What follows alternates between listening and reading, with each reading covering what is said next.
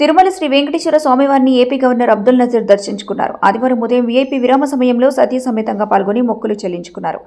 ఆలయం మహాద్వారం వద్దకు చేరుకున్న అబ్దుల్ నజీర్కు టీటీడీ ఈవో శ్యామలరావు ఇస్తిగాఫల్ స్వాగతం పలికి దర్శన ఏర్పాట్లు చేశారు. ఆలయ అర్చకులు గవర్నర్కు ఆలయ విశిష్టత, ప్రాముఖ్యత గురించి వివరించారు. ధ్వజస్తంభానికి నమస్కరించి ఆలయ ప్రవేశం చేశారు.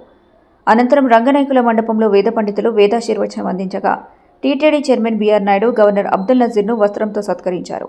టీటీడీ అదనపు ఈవో వెంకయ్య శ్రీవారి తీర్థప్రసాదాలను అందజేయగా ఈవో శ్యామలరావు శ్రీవారి చిత్రపటం, శ్రీవారి మహాప్రసాదాన్ని అందించారు.